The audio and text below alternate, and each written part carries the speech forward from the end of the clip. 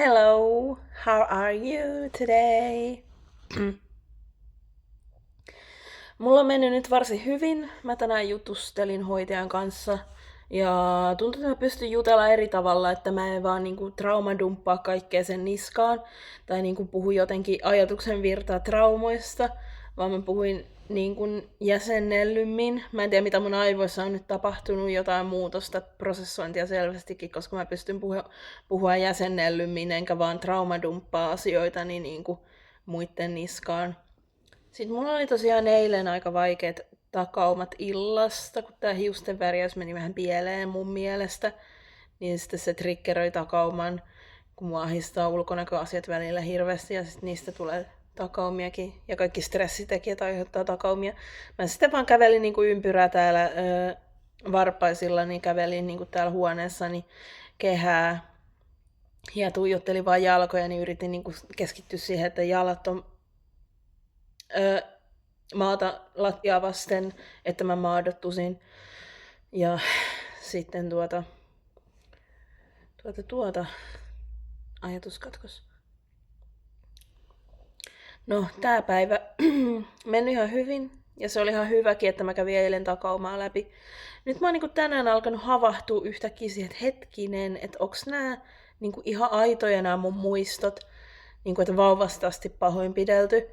Että onks mun vanhemmat oikeesti niinku tehnyt mulle tollaista, onks tää niinku ihan oikeesti niinku tapahtunut, että mä en muista väärin. Mut sit mä pohdin sitä järjen kautta, että mulla tulee takaumia ja ne on ihan selkeitä traumatakaumia. Ei ne oo mitään niinku, ei ne ole mitään psykoosikohtauksia, tai en mä tiedä, onko semmoisia olemassakaan psykoosikohtauksia, mutta ihan selkeitä traumatakaumia kuitenkin. Niin, että sekin niinku viittaa siihen, että joo, että on totta. Jotain valemuistoja mulla on, mä tiedän sen, että mulla on jotain valemuistoja tullut, mitkä mä oon myöhemmin pystynyt todeta, että okei, tää ei olekaan totta. Mutta sitten tulee niitä ihan konkreettisia takaumia, mistä niinku tietää, että ne on oikeasti tapahtunut, koska niinku, esimerkiksi mä niinku tuijotin just kattoon ja näin siellä just tuijotin kattoon, että mä oon niinku vauva tai taaperokehdossa, että mä oon selinmakuulla ja tuijotan sinne kattoon ja sitten mä näen mun vanhemmat ja ne tekee kaikenlaista traumaattista. Se on jännä juttu, että mä muistan eniten mun varhaislapsuutta, niin kuin vauva-ikää ja taaperoikää. Mulla tulee eniten muistoja niin kuin sieltä. Se on vähän niin kuin, en mä tiedä johtuuko se siitä, että mä oon nyt niin kuin turvallisemmassa paikassa, että mä vajoin niin kuin vauvaksi, että mulla jotenkin eniten se vauvapersoona tulee sieltä jostain eniten. No, juttelin tosiaan hoitajalle tässä tänään ja kattelin jalkoja, että hei, nää on niinku elossa. Että mun keho elää, mun keho on todellinen. Mitä ihmettä, musta aina tuntuu siltä, että mun keho on kuollut. Tai sit musta tuntuu koko ajan, nytkin tälläkin hetkellä tuntuu niinku mä olisin unissa kävelijä, että mä en oo ihan niinku havahtunut todellisuuteen ja välillä tulee niitä, voi ei, apua, mitä? Että näinkin on niinku tapahtunut? Ja sitten mun tulee tollasia kohtauksia, että okei, apua. Mä niinku ymmärrän yhtäkkiä jonkun asian, että joku on tapahtunut joku asia. Tulisiko musta hyvä näyttelijä, jos mä vaikka nyt... Hei vittu saatana, vittu toi oli hyvä vitsi, ei saatana. Se oli näyttelemistä. Tai sitten mä näyttelin joskus osastolla, että mä kauhistuin sekä, mitä vittua? Ja sitten mä selitin myöhemmin, joo mä äsken vaan näyttelin. Et joo. Ei vittu, mä haluaisin kokeilla sitä näyttelemistä, se olisi vaan niin huippua. Mä haluan hankkia sen harrastuksen, ehdottomasti sen näyttelemisharrastuksen, jonkun harrastajateatterin tai jonkun kurssin käydä, koska niin kun, se olisi niin kun se, mistä mä voisin aloittaa näitä mun ammattihaaveitani. Mullahan on vaikka mitä ammattihaaveita, mä haluan olla artisti, mä haluan olla kirjailija, kuvataiteilija. No se ei ole enää niin kuin mun suosikki se kuvataiteilija, mutta olisi sekin ihan kiva.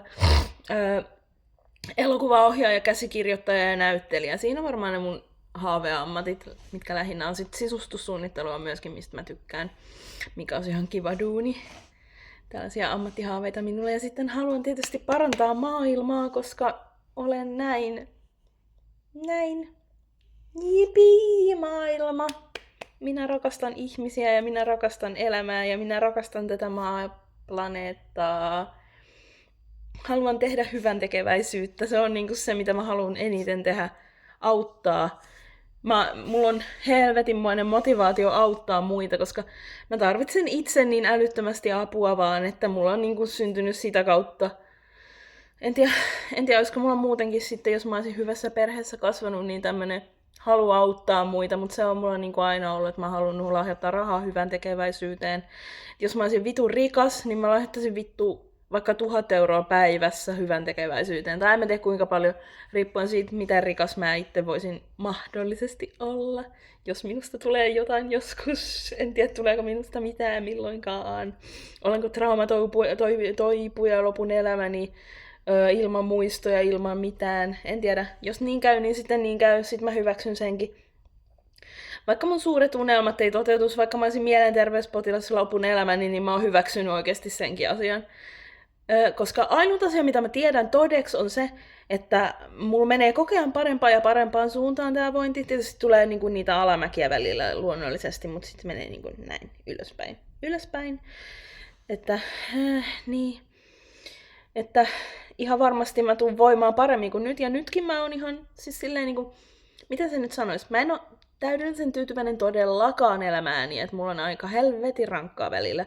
Mutta siitä huolimatta mä olen niin kuin kiiton, että mä elän ja hengitän ja olen ja niin kuin näin elämääni. Tavallaan voisi sanoa, että mä oon niin kuin tyytyväinen siihen, mitä on. Yksinkertaisesti minä olen tyytyväinen siihen, mitä on, vaikka se, mitä on, niin ei ole todellakaan mitään täydellistä. Mutta jos suuret unelmat toteutuisivat, niin se olisi tietysti vain plussaa. Se olisi vähän niin kuin plussaa siihen, mitä mulla on. Jos ne ei toteudu, niin sit mä hyväksyn. No sit mä elän tän elämän tämmöisenä taviksena lopun elämäni. Musta ei tule julkista tai mitään, mitä mä haaveilen, että mä olisin julkisuudessa. Olen tavis lopun elämäni ja ehkä löydän joku kumppani ja ehkä teen pari lasta ja ehkä siinä se voi olla. Että tää on niin kuin vaatimattomampi ratkaisu mun elämässä, mikä toteutuu, mutta ei se mitään. Sit se menee niin. Sitten mä vaan hyväksyn senkin ja elän.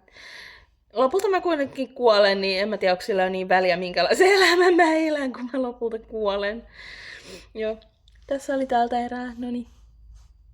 Seuratkaahan mua ja lukekaa mun blogia ja tälleen. Okei, bye bye!